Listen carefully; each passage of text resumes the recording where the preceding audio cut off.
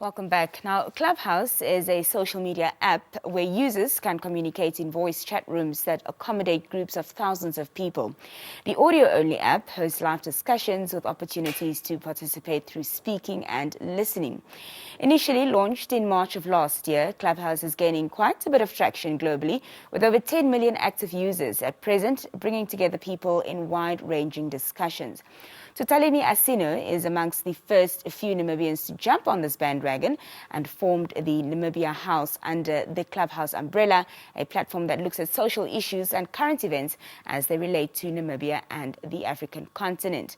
Now, Tutaleni, as well as Azo Akwenda, who is one of the moderators on the Namibia House platform on Clubhouse, now join us this morning. Good morning and welcome. Good morning. Good morning. How are you? We're good. Fantastic. Are you well too? I am good, thank you. I'm fantastic. Now, you've come to have been known as the founding father of the Namibian House and Clubhouse. I want to know how you heard of Clubhouse, first of all, and then why you decided to create the Namibian House within Clubhouse. In my day job, I study innovations. So as far as, and also online learning communities and things of that nature. So when Clubhouse came out, I was immediately drawn because of this audio feature, especially because of African cultures being very oral driven in terms of our tradition. So when it came out, I was like, well, this is a really interesting thing in terms of just functionality and accessibility to a lot of different people.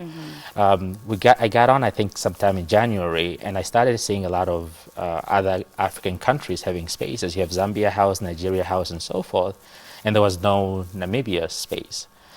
So that kind of started that conversation, and we just started with one room that had maybe 3 people, and it just continues to grow. But it was just really driven by this idea to claim space as Namibians, because when all these new technologies come out, we are often underrepresented. So we didn't want to be left out. So we just decided to jump on.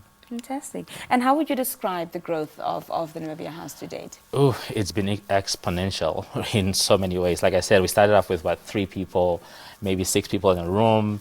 Now we have over 3,000 members in the club. We had, I think, one of our biggest room yesterday with close to 500 people in a space.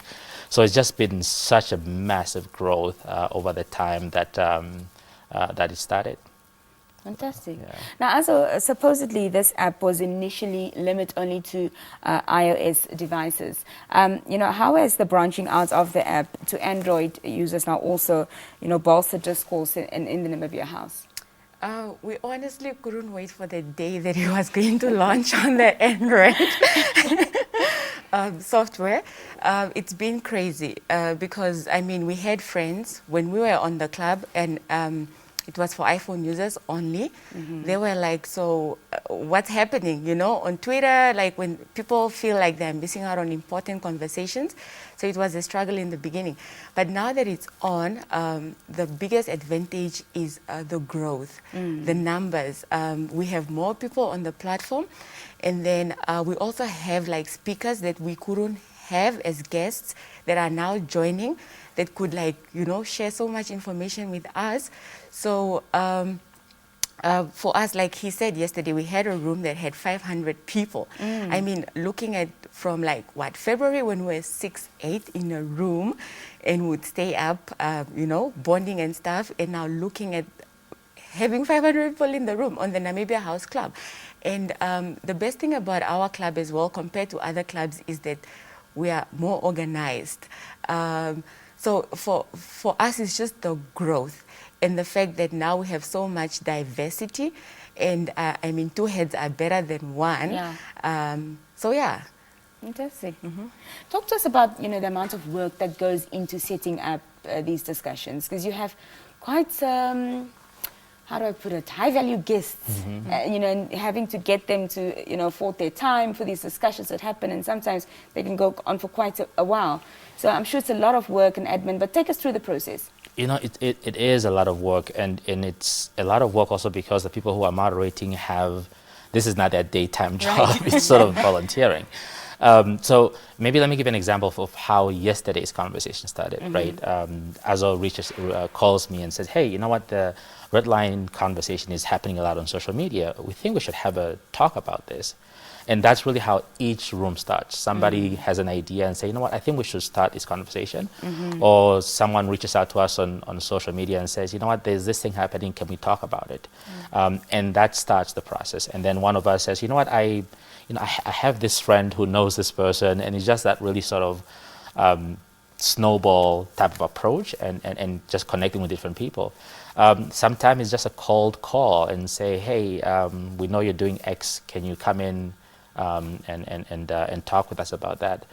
So for example, I think like the Busy Hub room that Azo does, she does a lot of that where she sees a lot of different entrepreneurs in the country and reaches out and say, you know what, we like your business, can you just come out and talk to us about that? We have the career room, for example, where someone has had an amazing career that we want to highlight, or we think that people can benefit from learning about how that process goes. So it's a really organic process that just say, I'm curious about something and I want to talk about this. And then we have just been very fortunate that the people who have come in have had a great experience that they can talk about it, right? So our first really big guest was Barney Hamster from Paratus. So having someone like that who's a CEO of a telecom company talking about the submarine cable, something that's really sort of a legitimately important topic with someone who's well recognized, gave us a lot of legitimacy. So someone said, oh, okay, now when Menangola comes on, it's like, okay, we know this person. So with each guest, it adds at another level of legitimacy. So, fantastic. Now, also, rule number 3 of the Namibia House speaks to solution-driven discourse. From your observations, is this the nature of the discussions? It's not necessarily a rule, more like a guideline. So when we started the Namibia House Club, we were very intentional about creating a safe space for people to actually share ideas and to just connect on more of a personal level. And it's not the same with other social media platforms. So we do take positive criticism. We listen to our members. I mean, we had cases where a lot of members were not happy with how we were doing certain things. But we listen to them.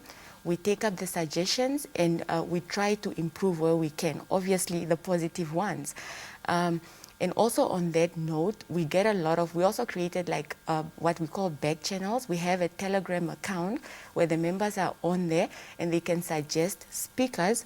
We always encourage, if you know someone that you think can be a guest speaker in this room, like for instance, the room we had on vaccinations, there was a cry of, can we get somebody who can just come in and explain which vaccine is the best to get or how to go about this, or men's health. And so we are very very inclusive, and we created a platform for our members to actually communicate so that they can feel that this is our club and not that they are excluded.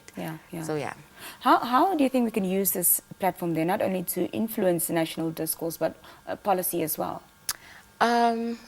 With us, I don't think everything should always be about policy. I mean, that's the favorite thing of like Namibians. We love documents, we love policies and stuff. So initially the idea was just to connect and network, right? But now it looks like we are influencing, like we are getting the media attention.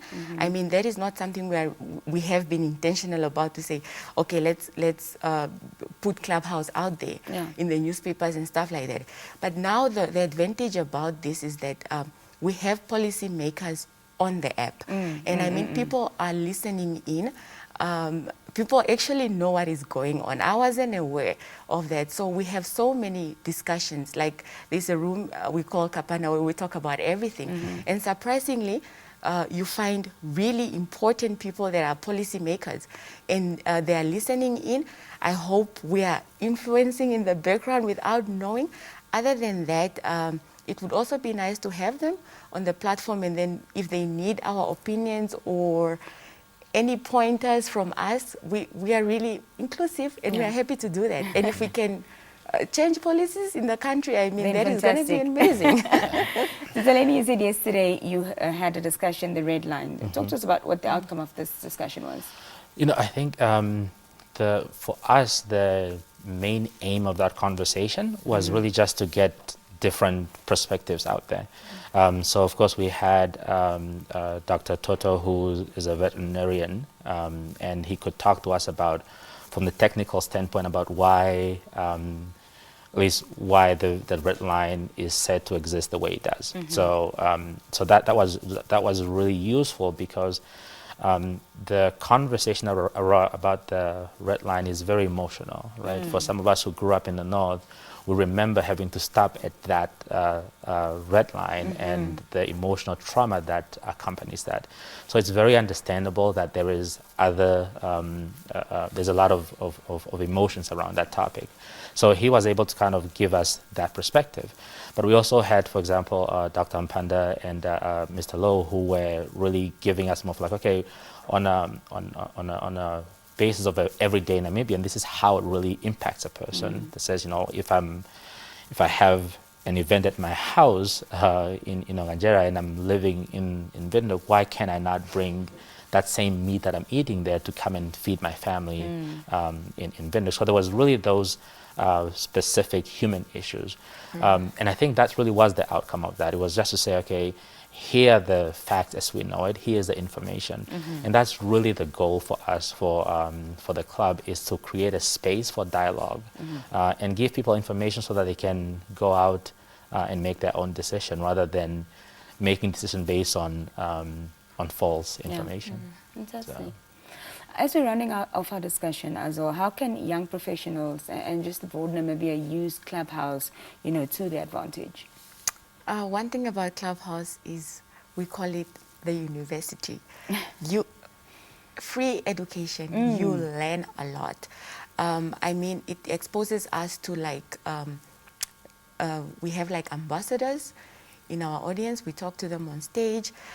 So there's so much you can learn. And I mean also the Namibia House Club, for those that are familiar with the club, our conversations are diverse, the diversity around it. And we are so inclusive. We try to actually, take something from each industry, which is so important. And the other thing is also networking. You meet, like I personally met a lot of people that I now have relationships with, maybe on a personal level. Some is also business. I mean, I also got business there. But also the one thing young professionals should look at is Clubhouse is really helping with boosting confidence, public speaking, and but most importantly, networking. And it also exposes a lot of other amazing Namibians that are doing like amazing work out there, and people don't know about. I mean, like on Wednesday, we had Zita Jesus. She's an interior designer. She was in my room. So the messages I got in the back channels were, how didn't we know about this girl? So just that network and the bond and the environment we are creating for the Namibia House, and also just the trust around that. When we have some speakers, they're like, oh, this is what I heard about this designer, bad things. But then when the person comes and then they give you like their business, how they operate in their business, and then they're like, oh, okay. So it's also just creating that brand image, a positive brand image for a lot of Namibians. So I would really encourage a lot of young professionals to join Clubhouse, because we are networking, and it's mostly people in the same age range, and we can also connect with each other. And then we also sometimes have our elders coming in, talking to us, and so it's an amazing platform. Fantastic.